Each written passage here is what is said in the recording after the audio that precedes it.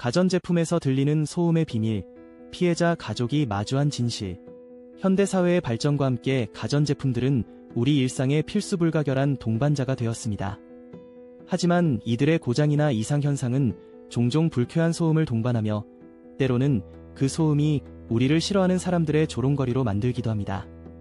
특히 가전제품에서 들리는 이상한 소음이 특정 대상을 겨냥하고 있다면 그 이면에는 가히기이한 조직 스토킹의 진실이 숨어 있을지 모릅니다. 이상한 소음 그 뒤에 숨은 비밀. 별것 아닌 소음이겠지 라는 생각과 달리 가전제품에서 나오는 소음이 조직 스토킹의 일환이라는 사실을 아는 사람은 얼마나 될까요? 가해자들은 마치 연인을 그리워하는 듯한 집착으로 피해자의 일상의 소음을 불러일으키고 그 소음을 통해 심리적 압박을 가합니다. 생각해보세요. 가전의 불쾌한 소음이 마치 우리 관계는 특별해 라고 외치는 듯이 들린다면 이 얼마나 우스꽝스러운 광경인가요?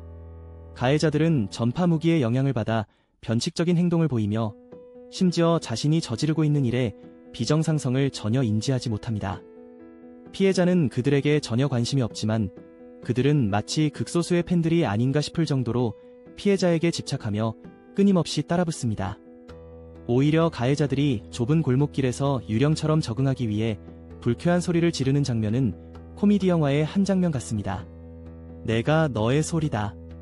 가전제품의 소음이 단순한 기술적 결함이 아닌 심리적 압박의 도구로 사용될 때 우리는 그 기이함에 대한 본질을 감지해야 합니다. 마치 한숨소리가 구름 같은 가전제품에서 흘러나오는 순간 가해자들은 너를 사랑해 라고 외치는 것처럼 소음으로 피해자의 존재를 강조합니다. 그들이 그리워하는 건 소음이 아니라 피해자의 반응입니다.